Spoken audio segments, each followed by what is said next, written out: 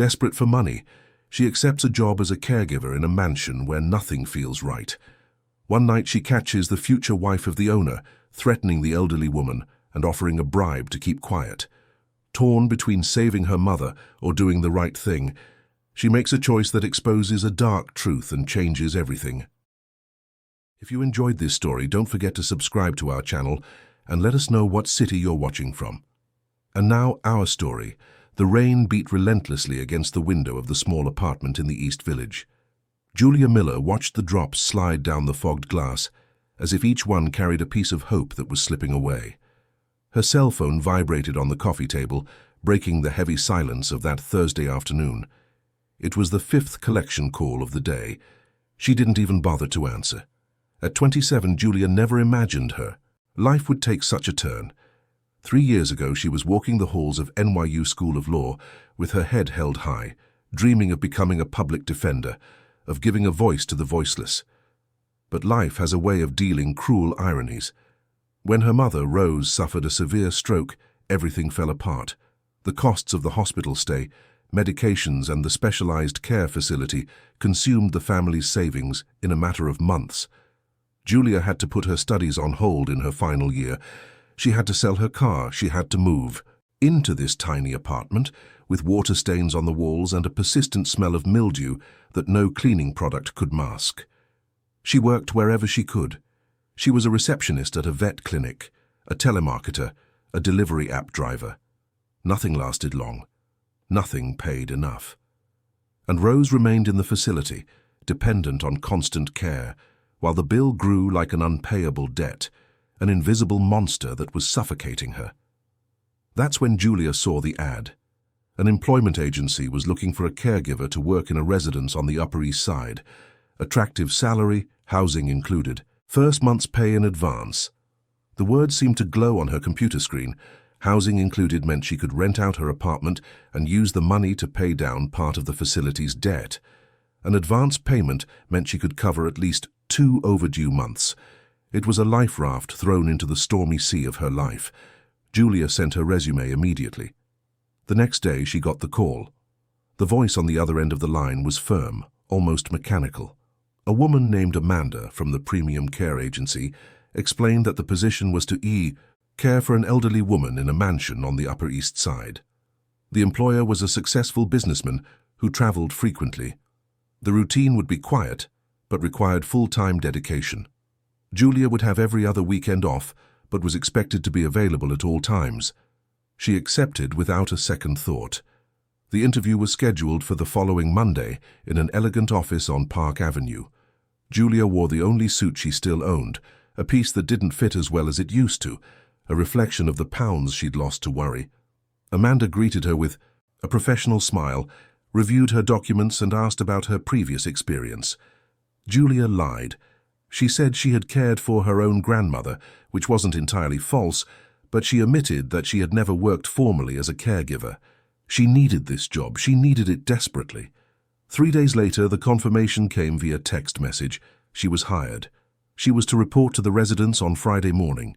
The address they sent was impressive, a private street on the Upper East Side, one of the most exclusive areas in the city. Julia barely slept the night before.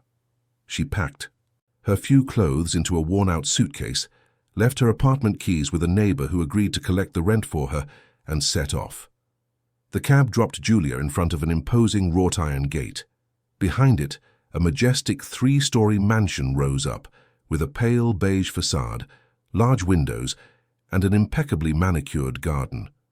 She pressed the intercom, identified herself, and the gate swung open with a soft electronic hum. As she walked up the stone path to the main entrance, Julia felt a tightness in her chest. This place seemed to belong to another world, a universe, far too distant from the reality she knew. The door was opened by a tall, elegant woman, with perfectly styled blonde hair and flawless red nails. She wore a fitted, dark grey dress and sky-high heels. Her blue eyes scanned Julia from head to toe in a quick, cold assessment.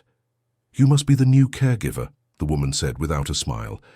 Her voice was smooth, but there was a sharp edge to it. "I'm Veronica Hayes, Mr. Edward Price's fiancée. Come in." Julia swallowed hard and stepped through the door. The interior of the mansion was even more impressive. Gleaming marble floors, a wide staircase with a fine wood banister, crystal chandeliers hanging from the high ceiling. Everything screamed wealth, but also coldness. There were no photographs on the walls, no personal touches. It was beautiful, but empty. "Mr. Price is traveling on business and won't be back until next week," Veronica explained, walking ahead with firm, calculated steps. "I oversee the house in his absence. You'll be caring for Mrs. Eleanor, Edward's mother. She's on the second floor in the room at the end of the hall. She's 92 in a wheelchair and requires constant care." Julia followed. Veronica up the stairs, noticing how each of the woman's steps echoed through the oppressive silence of the house.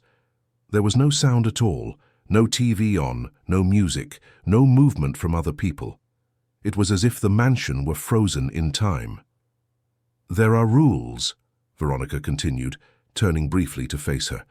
"You are not to leave Mrs. Eleanor's room without my permission. You are not to use the house phone.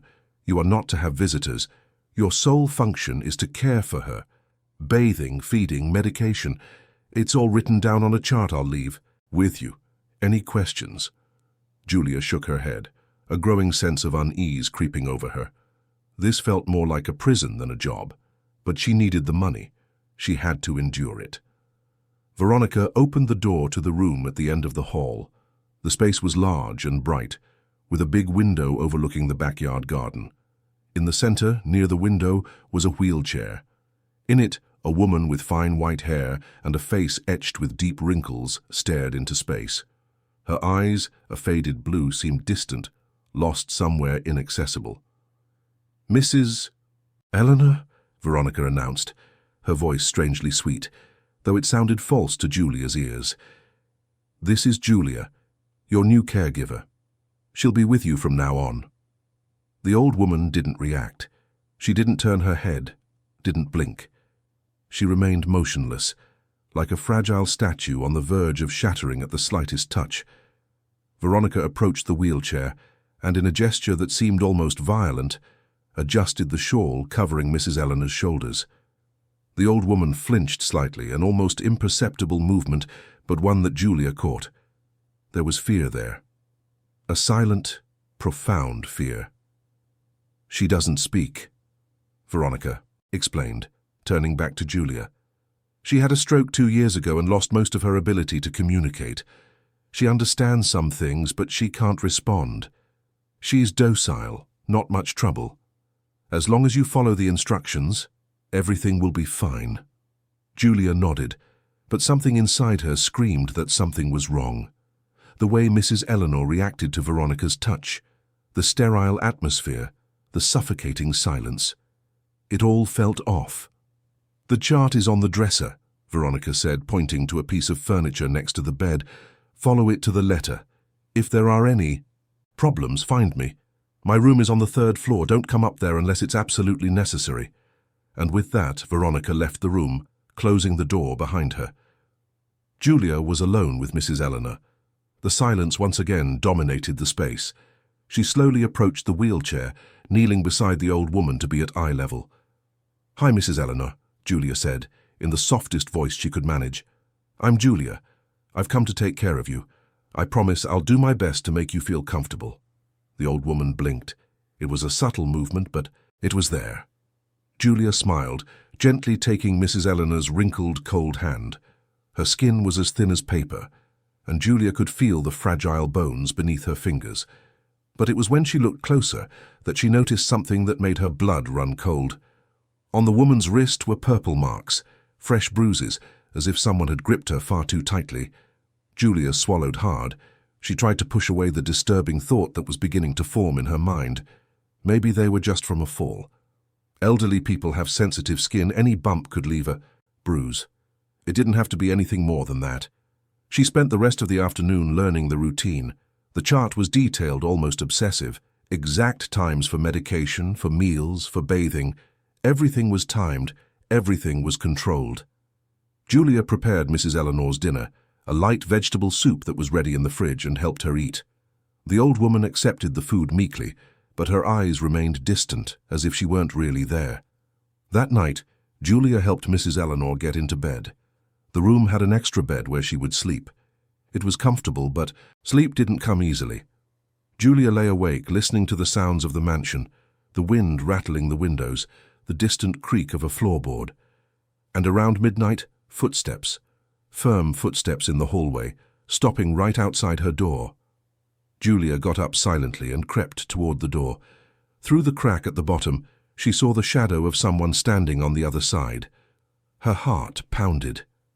She stood there, motionless, barely breathing. After a few minutes, the footsteps moved away. She went back to bed, but sleep was now even further away. In the following days, Julia began to notice patterns.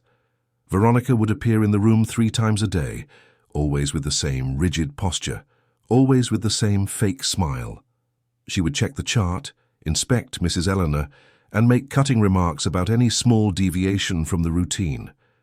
Julia felt the woman's eyes on her constantly, as if she were being watched. But what bothered her most was Mrs. Eleanor's behavior. Whenever Veronica entered the room, the old woman would shrink. Her shoulders would hunch, her breathing would quicken, and she would avoid Veronica's gaze at all costs. Julia tried to dismiss her suspicions, but they grew like weeds in fertile soil. One afternoon, while helping Mrs. Eleanor with her bath, Julia noticed more bruises, this time on her left arm, near the shoulder, marks that looked like fingerprints. Her stomach churned. These weren't from a fall. They were marks of assault. "Who did this to you?" Julia asked, knowing she wouldn't get an answer. But Mrs. Eleanor looked at her. For the first time since Julia had arrived, the old woman looked directly into her eyes, and in that gaze there was a silent plea, a mute cry for help. Julia felt tears burn her eyes. She knew that feeling of helplessness. It was the same one she felt when she saw her mother in the facility, dependent on others, unable to change her own fate. But unlike Rose, who was surrounded by dedicated professionals, Mrs. Eleanor was trapped in a house where she should have been safe, but instead lived in terror. That night, Julia made a decision. She didn't know how yet, but she had to find out what was happening. She had to protect this defenseless old woman, because if she didn't, who would? The clock on the wall read 11 p.m. when Julia heard the footsteps in the hall again. This time they didn't stop at the door. They continued down the stairs. She waited a few minutes and carefully opened the bedroom door. The hallway was empty, lit only by the faint glow of wall sconces. Julia crept down the stairs, stepping on the sides of the treads to avoid any creaks. She reached the foyer and heard voices. They were coming from the living room. She moved closer, hiding behind a column. Veronica was on the phone, speaking in a low but audible voice. "Don't worry, she," was saying in a tone Julia had never heard before. It was cold, calculating. "Everything is under control. The old woman won't last much longer. And when that happens, it will all be ours. Edward doesn't suspect a thing." Julia felt her blood run cold. The words echoed in her mind like a death knell. This wasn't just neglect. It was something much worse, much more dangerous. She returned to the room, closing the door carefully. Mrs. Eleanor was asleep, oblivious to the storm gathering around her. Julia sat on her bed, hugging her knees, trembling. What had she just discovered? And more importantly, what was she supposed to do with this information? She had 2 options. She could leave, pretend she never heard anything, and go back to her miserable but safe life, or she could stay, take a risk, and try to protect Mrs. Eleanor from something she didn't yet fully understand. Julia looked at the sleeping woman, so fragile, so vulnerable, and she remembered her own mother, how she would feel if someone were hurting Rose and nobody did anything. The decision, though difficult, became clear. She would stay, not for herself, not for the money, but for Mrs. Eleanor, because some fights are worth fighting, even when fear whispers for you to run in the opposite direction. Julia lay down again, but sleep wouldn't come. Her heart was racing, her mind working in overdrive, trying to come up with a plan. How could she prove what was happening? How could she protect Mrs. Eleanor without putting herself in danger? The answers would come, she hoped, But for now, all she had was the certainty that she had crossed an invisible line. There was no turning back. She was in the middle of something dangerous, something that could destroy her. And yet, for the first time in years, Julia Miller felt like she was doing something that truly mattered. The rain started to fall again outside, drumming against the mansion's windows. But inside that room, on the second floor of a house full of secrets, a young woman made a silent vow. She would not leave Mrs. Eleanor alone, no matter the price she had to pay. And so, in the darkness of that New York night, while the city slept, oblivious to the silent tragedies unfolding in its wealthiest neighborhoods, Julia began to map out the first steps of a journey that would change her life forever. The following week was an exercise in patience and observation. Julia woke up every day at 6 a.m., before the sun had fully illuminated the mansion's garden. She cared for Mrs. Eleanor with meticulous dedication, following the chart to the letter, so as not to give Veronica any reason to complain. But her eyes and ears were attuned to every detail, every movement, every word whispered in the hallways.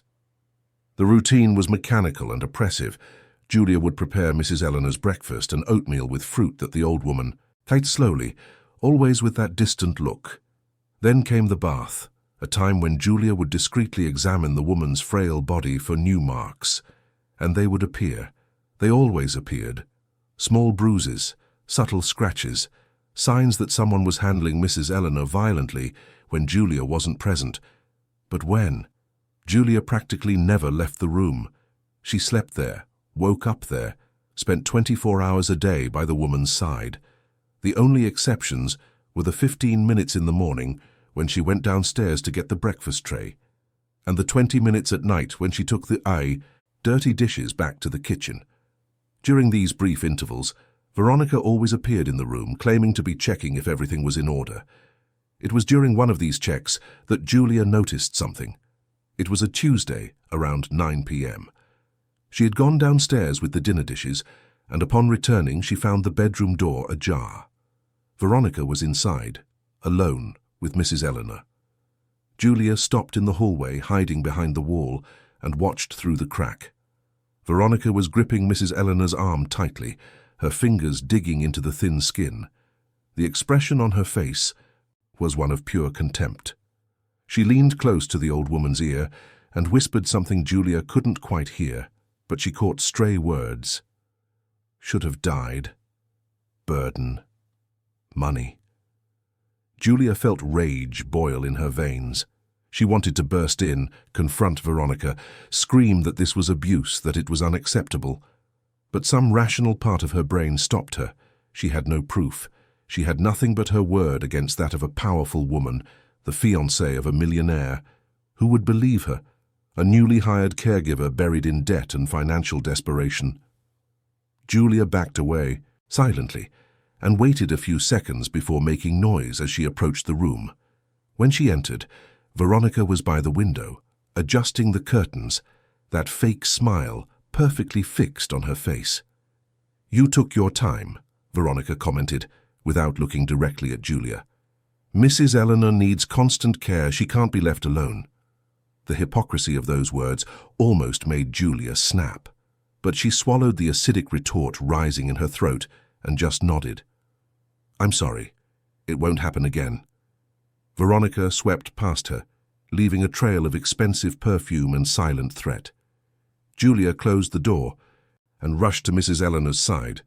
The old woman was trembling slightly, and fresh red marks were forming on her arm.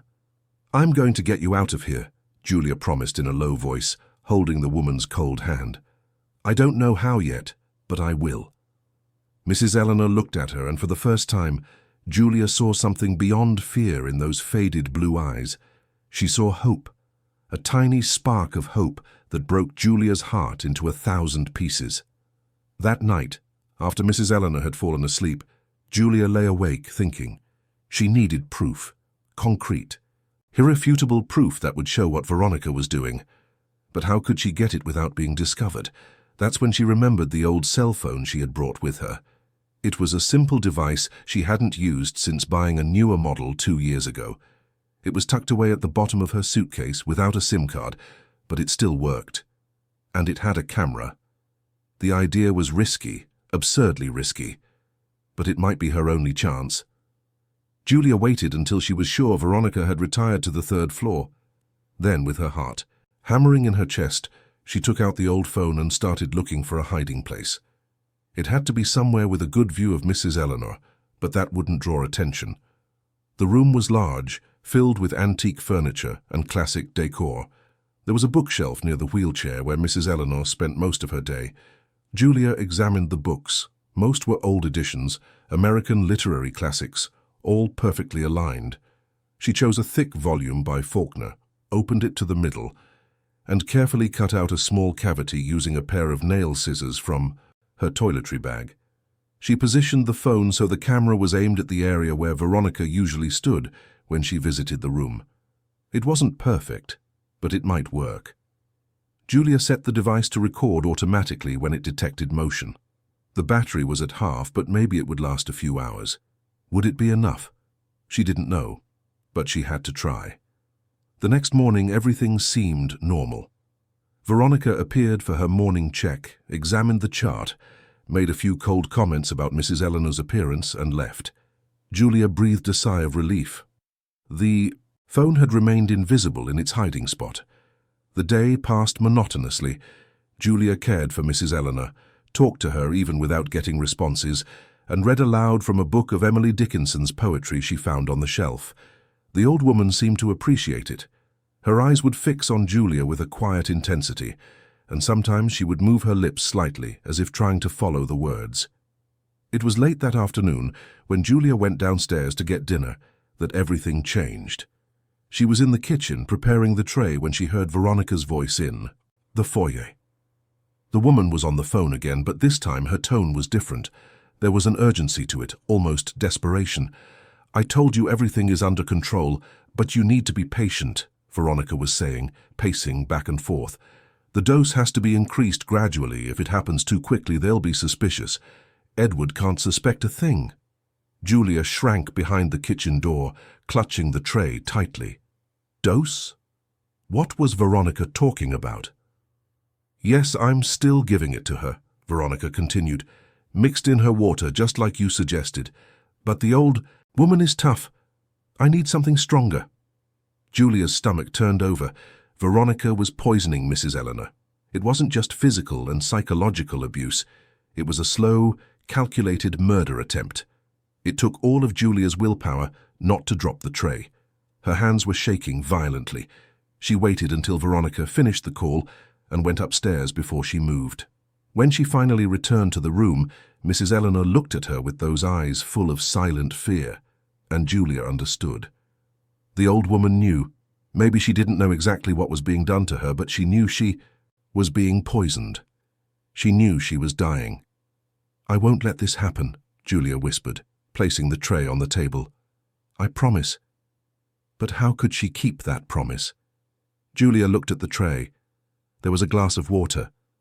Was this the poisoned water? How could she know? She picked up the glass and sniffed it. Nothing unusual. She lightly dipped her finger in and tasted it on the tip of her tongue. Nothing there either, but that didn't mean anything. Many poisons were odorless and tasteless. Julia made a quick decision. She poured the water into the potted plant by the window and refilled the glass with water from the bathroom tap. Mrs. Eleanor drank it normally, suspecting nothing. That night, after the old woman had fallen asleep, Julia checked the hidden phone. The battery was almost dead, but it had recorded for a few hours. She transferred the videos to a memory card she had in her suitcase and recharged the device. She needed to review the footage, but not here. It was too risky. The next few days were a dangerous dance. Julia continued to replace the water Veronica left for Mrs. Eleanor, always careful, not to be discovered. And she noticed changes. The old woman seemed a little more alert, not much, but enough for Julia to realize that the doses of poison had been taking a toll. Without them, Mrs. Eleanor was starting to regain some of her lucidity. It was on a Thursday night that Veronica showed up in the room with something different. It was almost midnight, and Julia pretended to be asleep when she heard the door open. Through half-closed eyelids, she saw Veronica approach Mrs. Eleanor's bed. She was holding a small vial of cloudy liquid. Julia watched, her heart leaping, as Veronica opened the vial and leaned over the old woman. It was then that Mrs. Eleanor, who had also been feigning sleep, opened her eyes. The shock made Veronica recoil for a second, but she quickly composed herself. "Be still," Veronica hissed, cupping Mrs. Eleanor's face with one hand. "There's no use resisting. This will all be over soon." Julia couldn't take it anymore. She shot up from the bed, flicking on the bedside lamp. "What are you doing?" Veronica spun around, the vial still in her hand. For a moment her face showed genuine surprise, but the mask quickly returned, cold and calculating. "Just giving her medication," Veronica answered in a dangerously calm voice. "You should be sleeping." "Medication?" Julia took a step forward. "What medication is that? It's not on the chart." Veronica smiled, but there was no warmth in it, only threat. "It's a special supplement, prescribed by her private doctor. I didn't need to include it on the chart because I'm the one who administers it, not you." "Then why do it in the middle of the night?" The silence that followed was thick, charged with tension. Veronica slipped the vial into her robe pocket and walked slowly toward Julia. When she stopped, she was so close that Julia could smell her cloying perfume. "You've been here for less than 2 weeks," Veronica said, each word carefully measured. "And you're already questioning how I care for my future husband's mother. Interesting." Julia swallowed hard but didn't back down. "I'm just doing my job, taking care of Mrs. Eleanor, and that includes knowing everything she's given." Veronica tilted her head, studying Julia like a predator studies its prey. "Your job is to follow orders, not to question them. If you can't do that, maybe you need to find another job." The threat was clear. Julia knew she should back down, but something inside her refused to yield. She thought of Rose, of all the months of suffering, of all the bills she had to pay. But she also thought of Mrs. Eleanor, defenseless, being slowly poisoned. And she realized there were things more important than money. "I'm not going anywhere," Julia replied, surprising herself with the firmness in her voice. Veronica's eyes narrowed. For a moment, Julia thought the woman might physically attack her, but then Veronica smiled again, a smile that chilled Julia's blood. "We'll see," she said simply before leaving the room. Julia stood there, trembling. She knew she had crossed a dangerous line. Veronica now knew she suspected something, and dangerous women like Veronica didn't leave witnesses. Julia went to Mrs. Eleanor, who was visibly shaken. She held the old woman's hand and felt tears stream down her own face. "We're going to get through this," she promised. "I swear." But how? The employer, Edward Price, was still traveling. He wouldn't be back before the weekend, and Julia was alone with no allies, without enough proof. The phone had recorded a few scenes, but would they be enough to convince anyone? And what if Veronica discovered the hidden device? Fear paralyzed her, but her determination was stronger. Julia spent the rest of the night awake, planning. She needed a plan, she needed courage, and she needed to act before Veronica made the next move. Because now, more than ever, Julia knew she wasn't just fighting for Mrs. Eleanor's life. She was fighting for her own survival. And the silent war unfolding in that Upper East Side mansion was just beginning. The dawn brought an overcast sky, threatening rain. Julia looked out the window, watching the dark clouds gather over New York City. A storm was coming, and she had a feeling it wouldn't just be in the sky. The tension in the mansion over the next few days was palpable. Julia felt the weight of Veronica's gaze on her with every move, as if the woman were waiting for the right moment to strike. Her visits to the room became more frequent. Veronica would appear 3, 4 times a day, always with some excuse, to check the room temperature, to confirm the medications were being administered correctly, to inspect the cleaning. But Julia knew the truth. Veronica was watching, looking for any slip-up, any evidence that Julia posed a threat to her plans. And Julia was sure Veronica had plans. Sinister plans that involved Mrs. Eleanor's death and, most likely, Edward Price's fortune. The phone conversation she had overheard days ago echoed constantly in her mind. When that happens, it will all be ours. Ours. So Veronica wasn't alone. She had an accomplice, someone on the other end of the line helping to orchestrate this silent crime. Julia continued to swap out the water Veronica left for Mrs. Eleanor, always, with extreme care. And the results were visible. Each day the old woman seemed a little more present. Her eyes no longer had that frightening emptiness. She began to react to simple stimuli, turning her head slightly when Julia entered the room, gently squeezing Julia's fingers when she held her hand. They were small signs, but they meant the world. It was on a Friday morning, 6 days after the late-night confrontation with Veronica, that Julia woke up with a strange feeling. Something was different in the air. She got up and went to the window. The sky was clear, an intense blue that contrasted with the previous overcast days, and then she heard the sound of a car arriving. Julia peeked through the curtain and saw a black Mercedes pull up to the main entrance. A tall man in an impeccable suit with graying temples got out of the vehicle. Edward Price was back. Julia's heart raced. This was the chance she had been waiting for.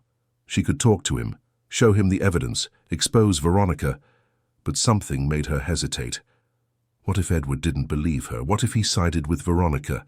After all, she was his fiancée, the woman he had chosen to marry. Why would he believe a caregiver hired less than 3 weeks ago? Julia needed to be certain. She needed irrefutable proof. She checked the hidden phone. There were recordings of Veronica gripping Mrs. Eleanor, whispering threats, approaching her in the middle of the night with the mysterious vial. But would it be enough? She spent the morning in a state of mounting anxiety. She heard voices downstairs, Edward and Veronica talking. She couldn't make out the words, but the tone was cordial, almost intimate. Veronica was playing the role of the devoted, fiancée to perfection. It was early afternoon when Edward came up to the second floor. Julia heard his firm footsteps in the hall and braced herself. When the door opened, she saw for the first time the man who owned this mansion. Edward Price was around 50, but he looked younger. He was tall, handsome, with a posture that exuded authority. His brown eyes quickly scanned the room before settling on Mrs. Eleanor. "Mom," he said, approaching the wheelchair. His voice was deep, but there was a genuine softness to it. "How are you?" Mrs. Eleanor looked at her son, and for the first time since Julia had met her, she saw real emotion on the old woman's face. Her eyes filled with tears, and she tried to move her arm toward Edward. He gently took her hand and kissed it. "I missed you," Edward continued, kneeling beside the chair. "It was a long trip, but I thought about you every day." Julia watched the scene, a tightness in her chest. Here was a son who loved his mother, completely oblivious to the fact that the woman he planned to marry was trying to kill her. Edward finally looked at Julia. "You must be the new caregiver, Julia, right?" She nodded, her throat suddenly dry. "Yes, sir. Julia Miller." "How has my mother been?" The question was simple, but loaded with possibilities. Julia could give a standard reply, say everything was fine, or she could risk it all and tell the truth. Before she could decide, Veronica entered the room. She looked as elegant as ever, wearing a white dress that made her look angelic. The irony was not lost on Julia. "Edward, darling," Veronica said, coming closer and placing a hand on his shoulder. "You don't need to worry. Mrs. Eleanor is being very well taken care of. Julia has been doing an exemplary job." The words were sweet as honey, but the look Veronica shot Julia was pure venom. It was a clear warning. "Don't you dare say a word." Edward smiled, satisfied. "Great. I'm glad to hear everything is fine here." Julia felt the opportunity slip through her fingers.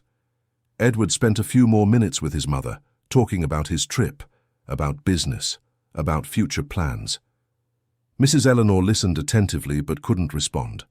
And when he finally left the room with Veronica in tow, Julia felt an overwhelming frustration. She spent the rest of the day tormented. Maybe she should have spoken up. Maybe she should have taken the risk. But fear had paralyzed her, and now she felt she had failed Mrs. Eleanor. Night fell quickly. Julia helped the woman with her dinner and then put her to bed. Mrs. Eleanor held her hand with more force than usual, as if sensing something was about to happen. "It's going to be okay," Julia whispered, without much conviction. She lay down in her own bed, but sleep wouldn't come. Around midnight, she heard the bedroom door open slowly. She pretended to be asleep, but kept her eyes slightly open. It was Veronica, just like the other nights. But this time she wasn't alone. A man entered behind her. He was younger, maybe in his 40s, wearing expensive clothes, but lacking Edward's natural elegance. Julia recognized the type. Someone with money but no class. "This has to be quick," Veronica whispered. "Edward's asleep, but he could wake up at any moment." "Are you sure this is going to work?" the man asked in a rough voice. "Trust me, Richard. A larger dose mixed into the IV drip. She gets in the morning, and it'll all be over in 24 hours.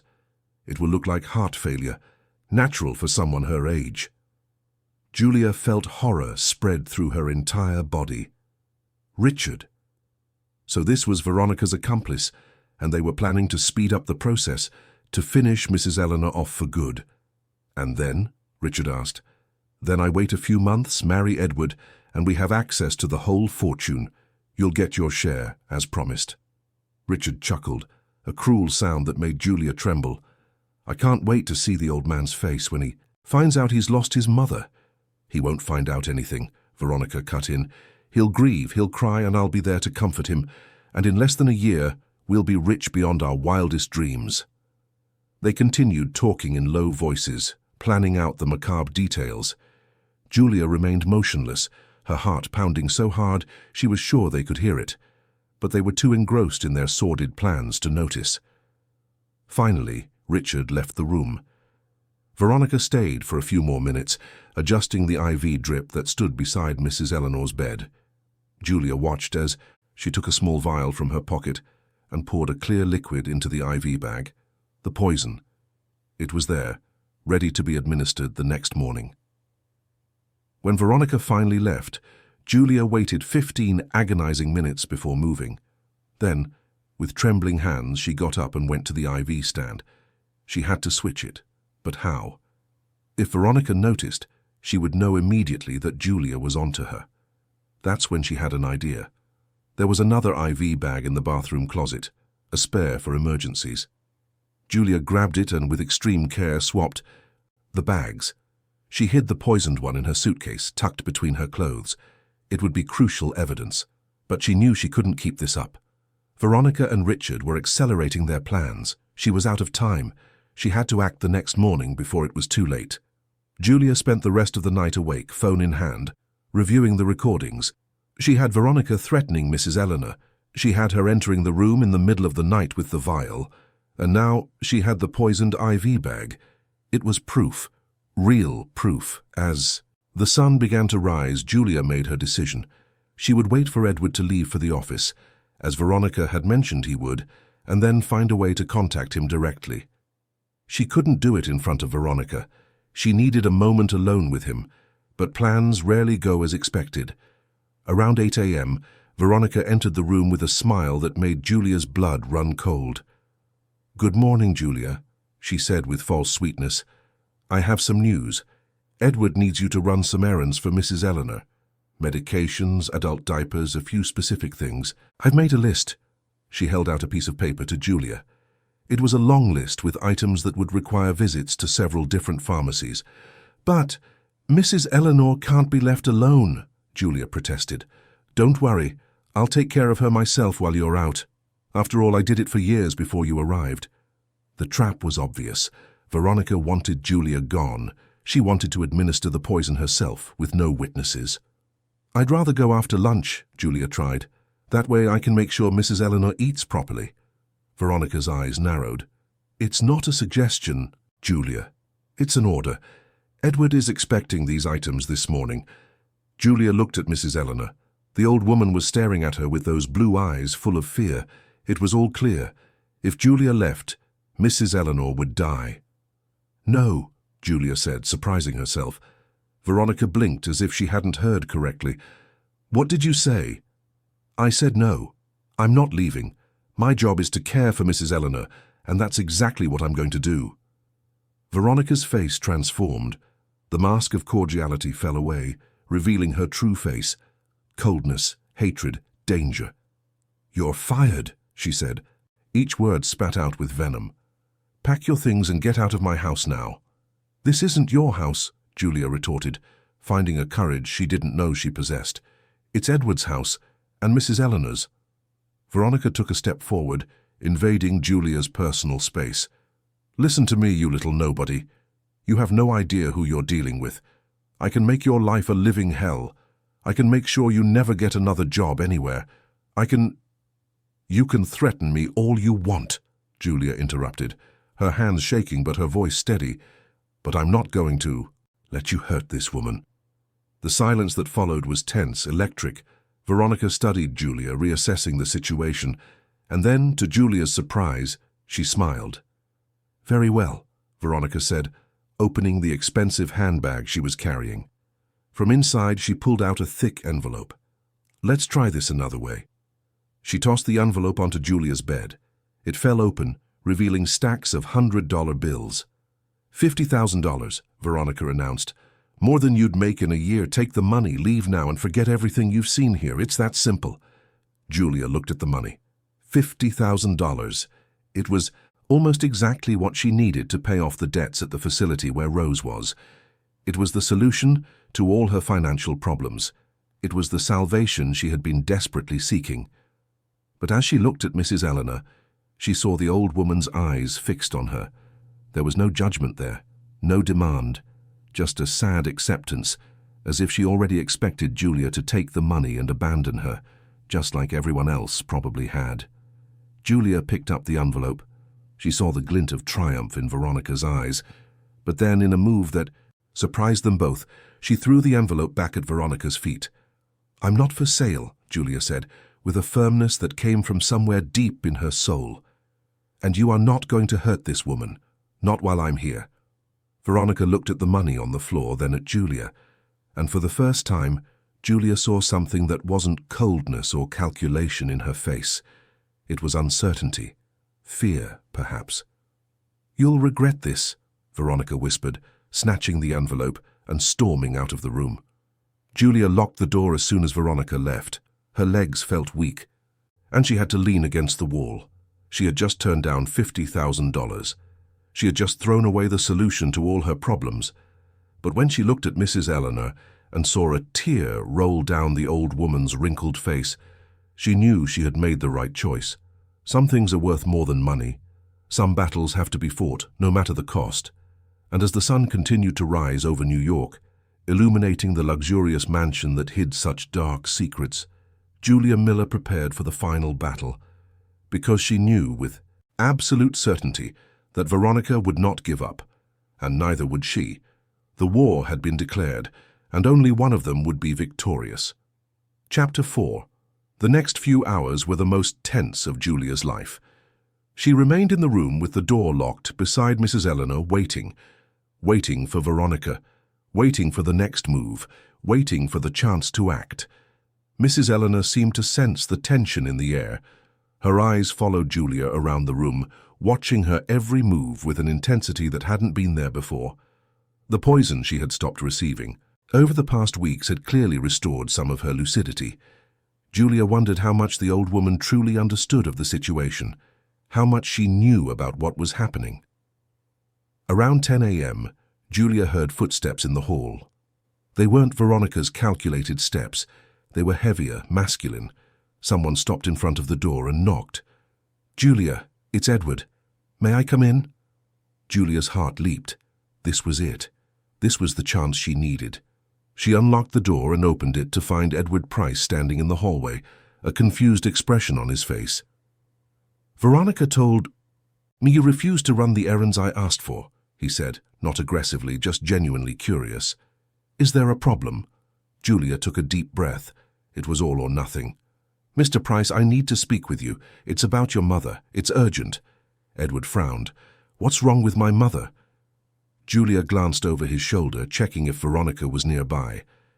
"Please, come in and close the door." The seriousness in Julia's tone made Edward obey without question. He entered the room and closed the door behind him. Julia locked it again. "What is going on here?" Edward asked, now with a hint of alarm in his voice.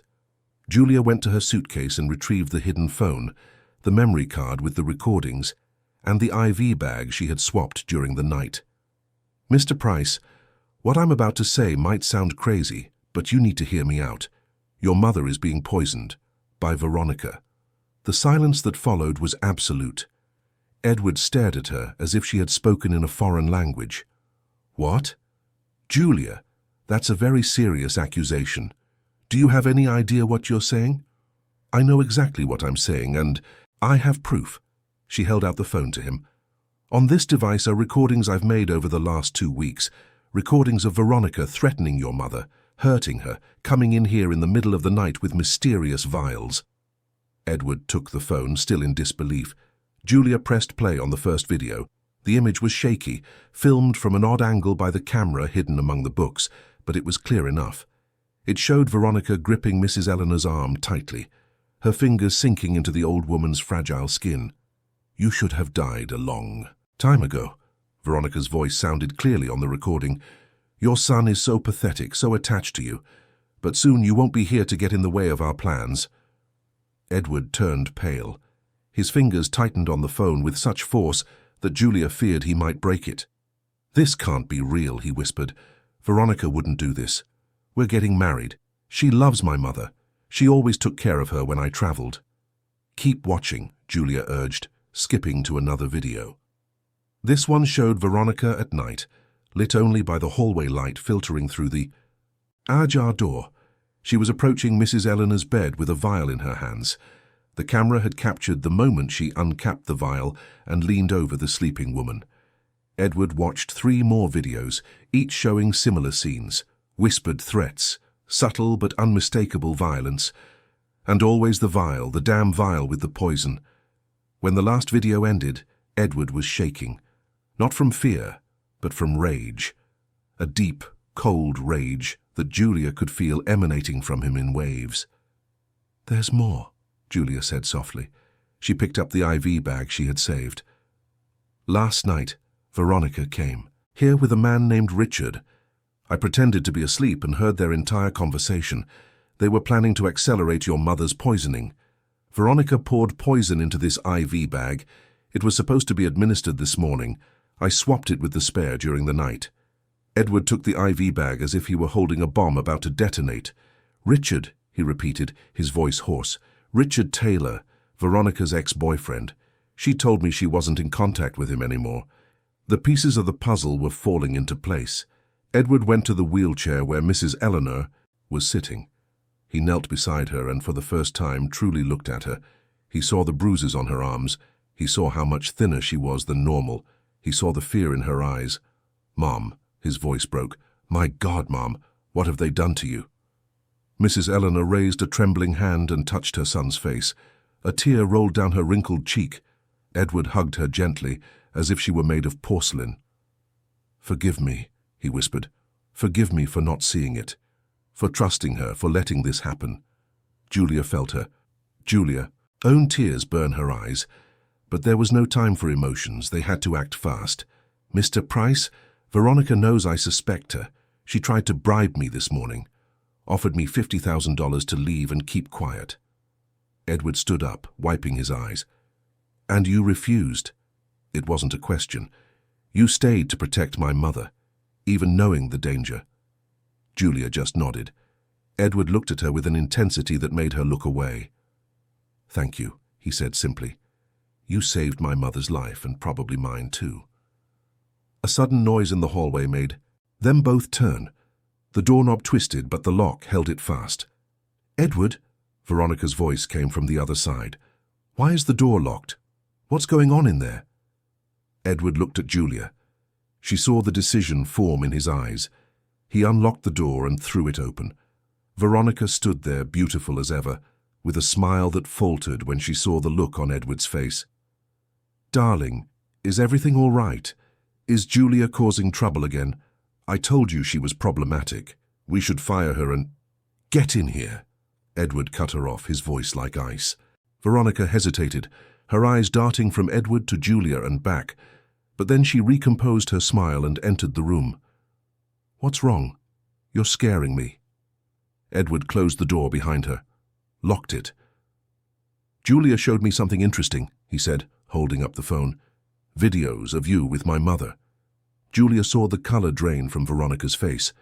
The mask slipped for a fraction of a second, revealing the panic underneath, but she recovered quickly.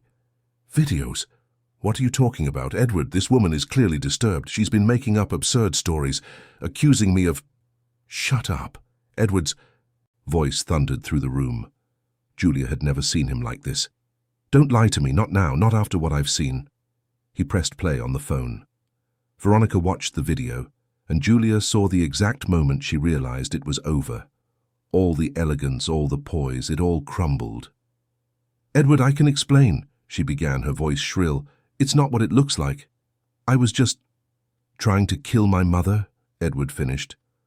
"Poisoning her slowly so I wouldn't suspect, so you could marry me and get your hands on my fortune." Veronica backed away, her back hitting the locked door. "You don't understand. Your mother, she's a burden to you. I was just trying to set you free. We could have been happy, Edward, without her in our way." The coldness of those words made Julia feel nauseous.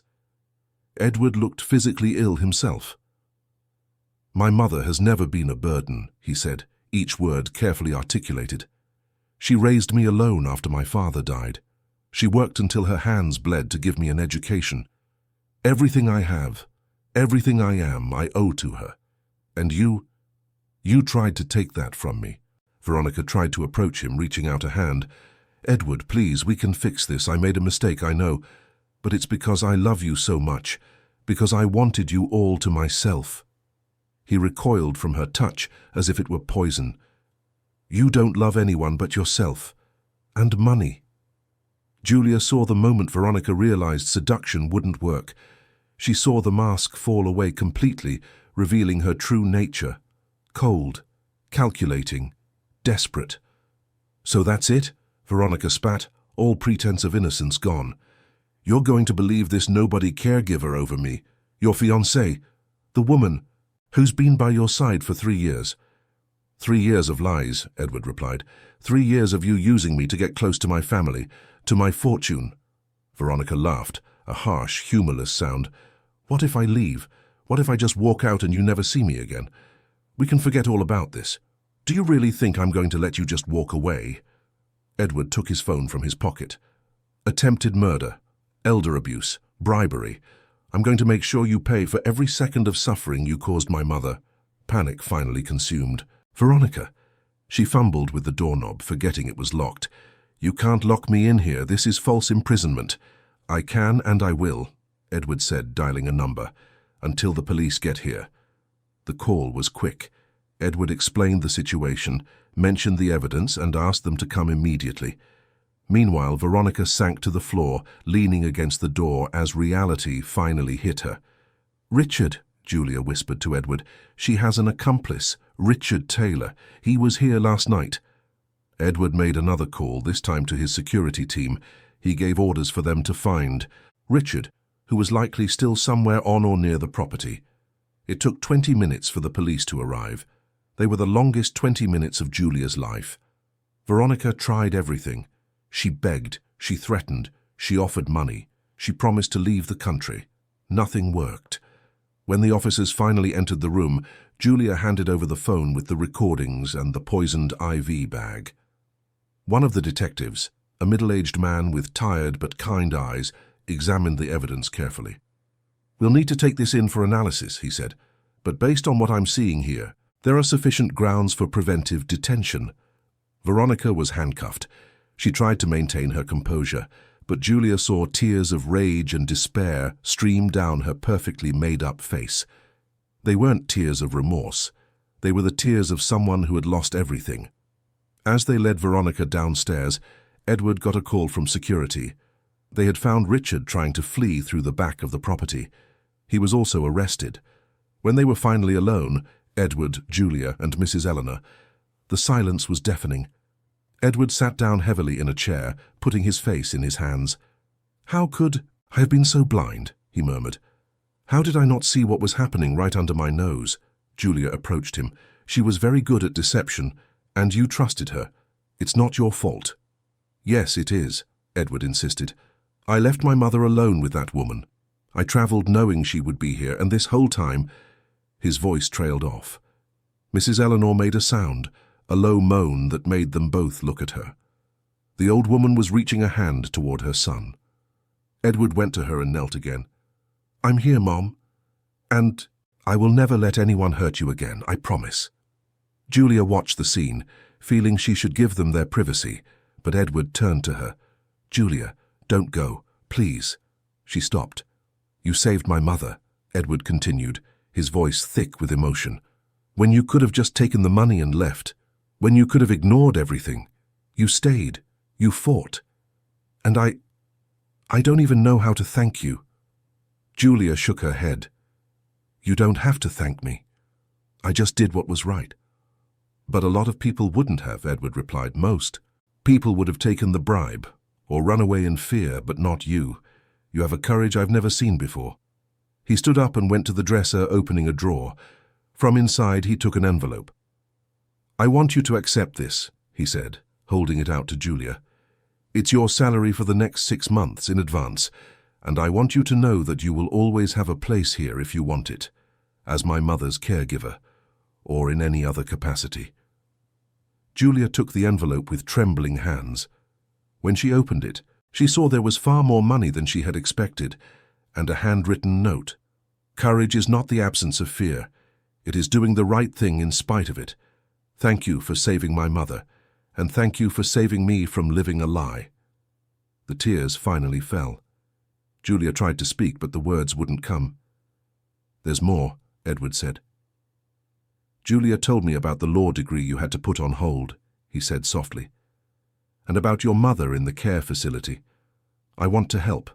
I'm going to pay off the facility's debts, and if you want to go back to school, I will fund your education until you graduate." Julia looked at him, incredulous. "Mr. Price, I can't accept this. It's too much." "It's not too much," Edward insisted. "It's the least I can do. You saved my mother's life. You saved me from making the biggest mistake of my life. That's priceless." The following days were a whirlwind. The police investigated thoroughly, finding more evidence. The liquid in the IV bag was a mixture of sedatives and a toxic substance that, in cumulative doses, would cause multiple organ failure. That mimicked natural causes. Veronica and Richard had planned everything meticulously, or almost everything. They hadn't counted on an honest caregiver who would refuse to be an accomplice. Veronica was formally charged with attempted murder, elder abuse, and bribery. Richard, as an accomplice, faced similar charges. Both were held without bail, awaiting trial. Edward hired the best lawyers to ensure justice was served, and Julia gave a detailed deposition recounting everything she had seen and heard during those tense weeks in the mansion. But the most important thing was Mrs. Eleanor. Without the daily administration of poison, she began to recover, slowly but steadily. She would never be the person she was before the stroke, but she regained some of her lucidity. She started communicating through simple gestures. 1 squeeze of the hand for yes, 2 for no. And her eyes, once so empty, began to shine with life again. Edward decided the mansion held too many bad memories. He sold the property and bought a smaller, cozier house in a quiet neighborhood. Mrs. Eleanor moved in there, surrounded by dedicated nurses and an environment that truly felt like a home. As for Julia, she faced a difficult decision. Edward had kept his promise. The facility's debts were paid off, Rose was receiving the best possible treatment, and Julia had a full scholarship to return to law school. 6 months after the day Veronica was arrested, Julia Miller was sitting in a classroom at NYU School of Law. The professor was lecturing on legal ethics and the protection of vulnerable persons. Julia took copious notes, determined to graduate and become the lawyer she had always dreamed of being. On weekends, she visited 2 important women in her life. She spent Saturday mornings with Rose at the facility, telling her about her classes, her challenges, and the dreams that were taking shape once more.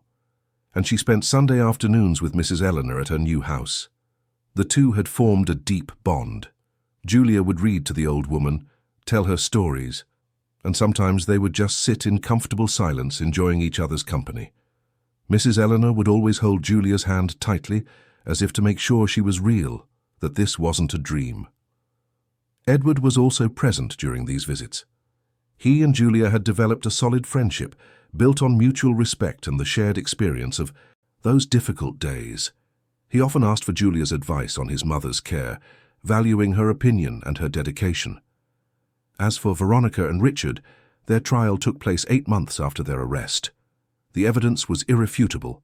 The videos, the poisoned IV bag, the testimonies. Both were convicted.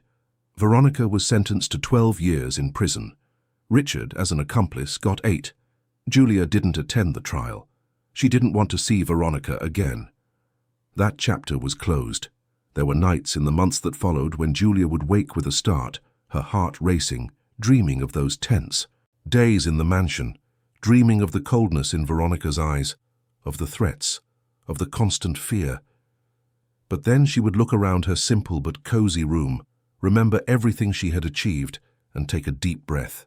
She had made the right choice, even when everything seemed lost, even when fear screamed at her to run, even when $50,000 glittered temptingly before her. She had chosen to protect the defenseless. She had chosen to do what was right, and that choice had changed everything. Not just for Mrs. Eleanor, not just for Edward, but for herself. Julia had learned that courage wasn't the absence of fear. It was acting in spite of it. It was standing up when it would be easier to stay down. It was fighting when everyone told you to give up. On a sunny afternoon in November, almost a year after the events at the mansion, Julia was sitting in the garden of Mrs. Eleanor's house. The old woman was in her wheelchair beside her, enjoying the soft sun. Edward brought out iced lemonade and sat with them. "How are your studies going?" he asked. "Intense," Julia replied with a smile. "But good. I'm specializing in elder law and the protection of vulnerable persons." Edward smiled but said nothing. He didn't have to. They both knew that choice of specialty was no coincidence. Mrs. Eleanor squeezed Julia's hand. 2 squeezes. No. Julia looked at her, confused. The old woman pointed to herself, then to Julia, and made the gesture for a hug.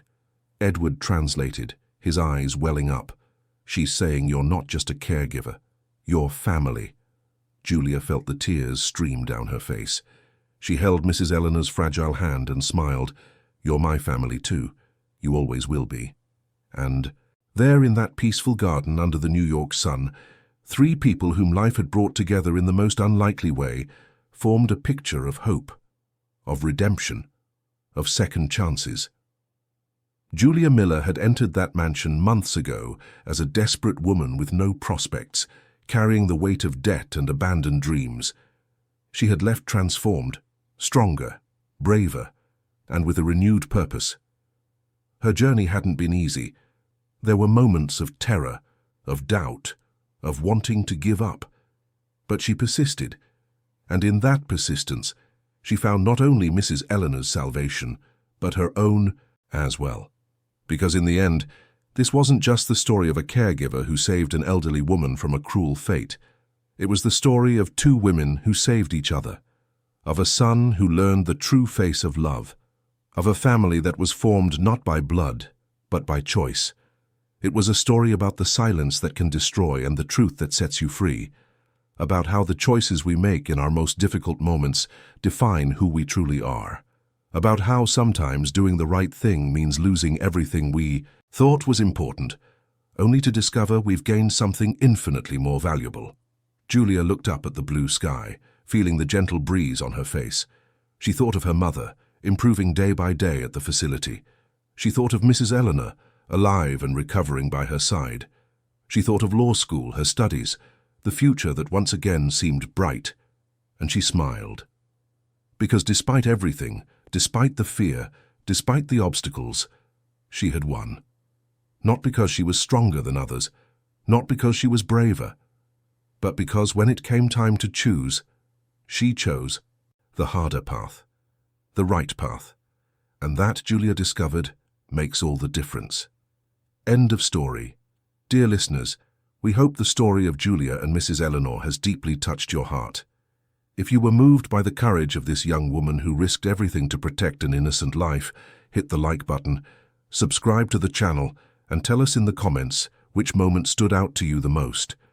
Would you have had the same courage as Julia? Would you have made the right choice, even when faced with $50,000? Every day we bring you intense stories like this one, stories that reveal the deepest side of the human soul, that show that true strength isn't about never feeling fear, but about doing the right thing in spite of it. We'll see you in the next episode with another narrative that will stir your emotions and make you reflect on the choices that define who we really are.